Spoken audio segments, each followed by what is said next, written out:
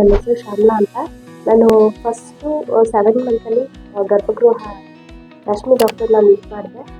ಅವರು ಈ ಟ್ರೀಟ್ಮೆಂಟ್ ತಗೊಳ್ತಾ ಇದ್ದೆ, ಬಟ್ ನಾನು ಡೆಲಿವರಿ ಮಾಡಿಸ್ಕೊಂಡಿಲ್ಲ, ಬೇರೆ ಹಾಸ್ಪಿಟಲ್ ಮಾಡಿಸ್ಕೊಂಡೆ. ಅಲ್ಲಿ ನನಗೆ ಎಮರ್ಜೆನ್ಸಿ ಸಿ ಸೆಕ್ಷನ್ ಮಾಡಿದ್ರು.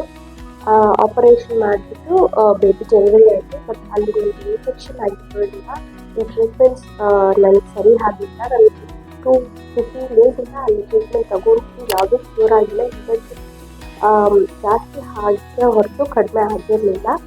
ಆಫ್ಟರ್ ದ್ಯಾಟ್ ನಾನು ಪರ್ಸ್ನಲ್ ಆಗಿ ಡಾಕ್ಟರಿಗೆ ಕಾಲ್ ಮಾಡಿಬಿಟ್ಟು, ರಶ್ಮಿ ಮ್ಯಾಮ್ಗೆ ಕಾಲ್ ಮಾಡಿಬಿಟ್ಟು ಇನ್ಫಾರ್ಮ್ ಮಾಡಿ, ಅವ್ರು ಓಕೆ ಅಂದ ತಕ್ಷಣ ನಾನು ಇಲ್ಲಿ ಬಂದೆ. ಈ ಟ್ರೀಟ್ಮೆಂಟ್ ತೊಗೊಂಡಿದ್ದು 1-2 ವೀಕ್ಸಲ್ಲೇ ನನಗೆ ಆಲ್ಮೋಸ್ಟ್ ಕ್ಯೂರ್ ಆಗಿದೆ. ಪೇನ್ ಅವಾಗವಾಗ ಬರ್ತಾಯಿದ್ರು. ನಾನು ಯಾವಾಗ ಡಾಕ್ಟರಿಗೆ ಕಾಲ್ ಮಾಡಿದ್ರು ಒಂದು ಸ್ವಲ್ಪ ಇರಿಟೇಷನ್ ಇದೆ, ಕೋಪ ಇದೆ. ನನ್ನ ಕಾಲ್ ಮಿಡ್ನೈಟಲ್ಲಿ ಕೂಡ ಅಟೆಂಡ್ ಮಾಡಿ ನನ್ನ ಡೌಟ್ಸ್ ಎಲ್ಲ ಕ್ಲಿಯರ್ ಮಾಡಿದ್ರು. ಟ್ರೀಟ್ಮೆಂಟ್ ಎಲ್ಲ ಚೆನ್ನಾಗಿ ಕೊಟ್ಟರು. ನರ್ಸಸ್ಸು ಅಷ್ಟೇ, ನರ್ಸು ಇಬ್ಬರು ನನಗೆ ತುಂಬ ಹೆಲ್ಪ್ಫುಲ್ ಆಗಿತ್ತು. ತುಂಬ ಕೇರಿಂಗಾಗಿ ನೋಡ್ಕೊಂಡ್ರು. ಬೇರೆ ಯಾವ ಹಾಸ್ಪಿಟ್ಲಲ್ಲಿ ಹೋದ್ರು ಇಷ್ಟು ಕೇರಿಂಗ್ ಆ್ಯಂಡ್ ಹೆಲ್ಪ್ಫುಲ್ಲಾಗಿ ನೋಡ್ತಾರೆ ಅಂತ ನನಗೆ ಗೊತ್ತಿಲ್ಲ.